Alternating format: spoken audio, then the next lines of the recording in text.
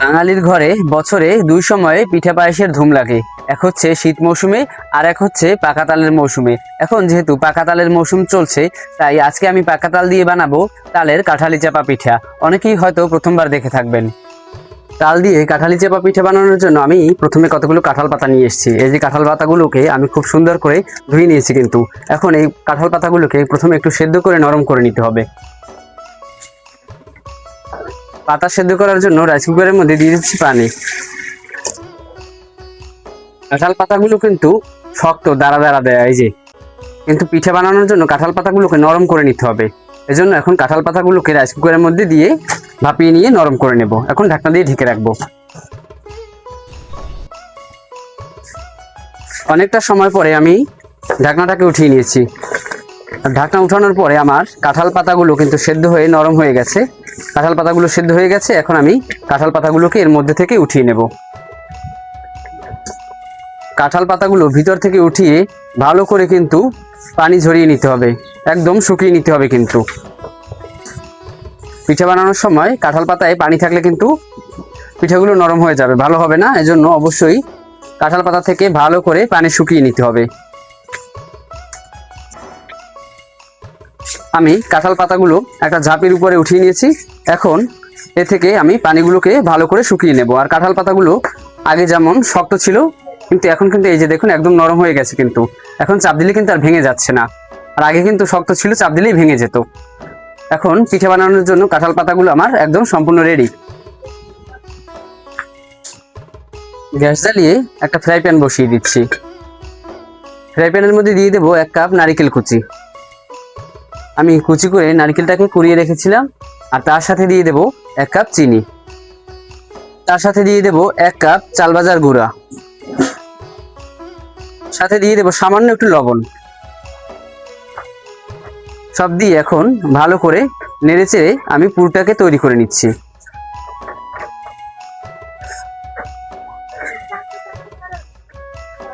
পিঠার মধ্যে দেওয়ার জন্য আমার নারকেলের পুর সম্পূর্ণ রেডি। এখন আমি এগুলোকে উঠিয়ে নেব।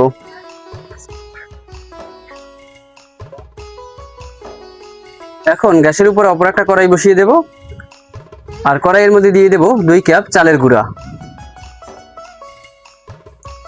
আমি এই চালের গুঁড়োগুলোকে হালকা করে একটু ভেজে নেব, তাহলে পিঠার ফ্লেভারটা ভালো আসবে, খেতে ভালো লাগবে। একদম বেশি লাল লাল করে ভাজার দরকার নেই।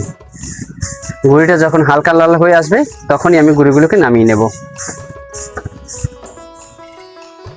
গুঁড়িগুলো ভালো করে ভাজা হয়ে গেছে, এখন নামিয়ে নিচ্ছি।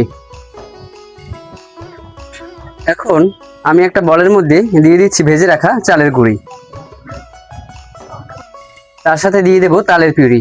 আমি তালের পিউরি বের করে আগে থাকতে ফ্রিজে রেখেছিলাম, এখন সেখান থেকে তালের পিউরি দিয়ে দিচ্ছি। তার সাথে দিয়ে দিচ্ছি সামান্য একটু লবণ, আর দিয়ে দেব অল্প পরিমাণে চিনি। এখন ভালো করে আমি তালের গুঁড়োর সাথে তাল এবং চিনি মিশিয়ে নেব। তাল এবং চিনি মিশিয়ে একটা ডো তৈরি করে নেব। কাঁঠালি চাপা পিঠা তৈরি করার জন্য আমার তালের ডো সম্পূর্ণ রেডি। এখন আমার আসল কাজ শুরু হবে। এখন আমি একটা শুকনো কাঁঠাল পাতা নিয়ে আমার তালের ডো নিয়ে এরকমের কাঁঠাল পাতার উপরে ছড়িয়ে দেব। লম্বা করে কাঁঠাল পাতার উপরে প্রথমে আমি ছড়িয়ে দিচ্ছি।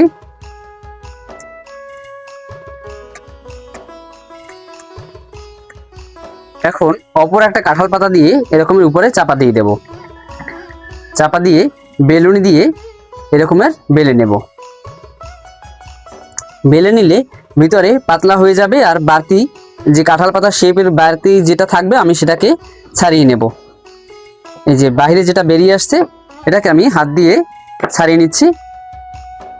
শুধুমাত্র কাঁঠাল পাতার ভিতরে যে অংশটা থাকবে আমি সেটুকুই রাখবো। এখন আবারও বেলুনি দিয়ে একটু পাতলা করে বেলে নেব। পুরো পিঠেটা একদম দেখতে কাঁঠাল পাতার মতোই লাগবে। পাতলা করে দিয়ে দিতে হবে। এখন আমি আস্তে করে কাঁঠাল পাতাটাকে উপরের যেটা আছে সেটাকে আমি উঠিয়ে নেব। উপর থেকে আমি কাঁঠাল পাতাটাকে উঠিয়ে নিয়েছি, আর নিচের কাঁঠাল পাতার উপরে কিন্তু এটা থেকেই যাবে। আর ওই যে প্রথমে আমি নারিকেল আর চালের গুঁড়ো দিয়ে পুর বানিয়ে রেখেছিলাম, এখন সেই পুরটাকে দিয়ে দেব। 4 চামচ করে আমি 1 চামচ পরিমাণ নিয়ে এরকমের মাঝখানে দিয়ে দেব। মাঝখানে দিয়ে এখন আমি এই কাঁঠাল পাতাটাকে ভাঁজ করে দেব। কাঁঠাল পাতাটাকে ভাঁজ করে এই যে পাশের যে দিকটা আছে এই দিকটাকে ভালো করে মুখটাকে বন্ধ করে দিতে হবে। কিন্তু ভালো করে মুখ বন্ধ করে এই যে বাড়তি যে বের হয়েছে বাইরের দিকে আবারও সেই ডোরগুলোকেও আমি ছাড়িয়ে নিচ্ছি।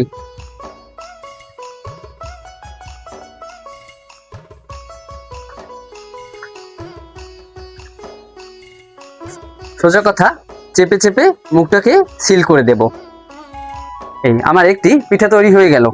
একইভাবে আমি সবগুলো পিঠা বানিয়ে নেব।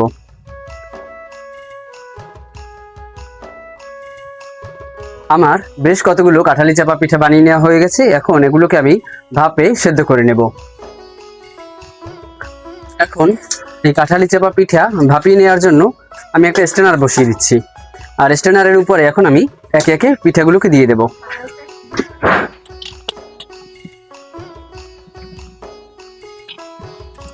স্ট্যানারের মধ্যে পিঠাগুলো দিয়ে এখন একটা ঢাকনা দিয়ে ঢেকে রাখবো। ঢাকনা দিয়ে এখন ভাপিয়ে নেব প্রায় 10 থেকে 15 মিনিট ধরে। প্রায় 15 মিনিট পরে আমি ঢাকনাটাকে উঠিয়ে নিচ্ছি।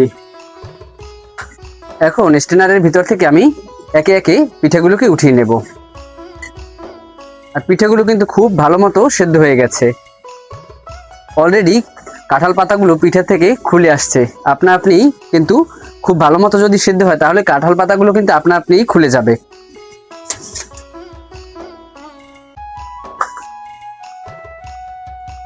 একে একে আমি সবগুলো পিঠা উঠিয়ে নিয়েছি।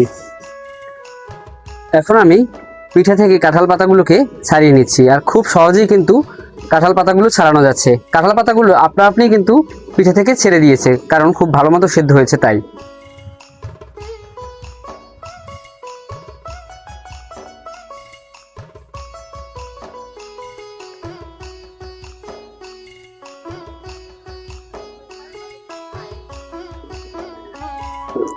প্রস্তুত মজাদার তালের কাঁঠালি চাপা পিঠা। এখন আমি একটু খেয়ে দেখি কেমন হয়েছে। পিঠাগুলোর কালারটা কত সুন্দর দেখুন। বিসমিল্লাহ।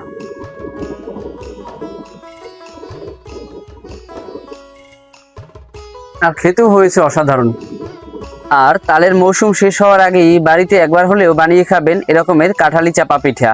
সেই প্রত্যাশায় আজকের মতো বিদায় নিচ্ছি। আল্লাহ হাফেজ।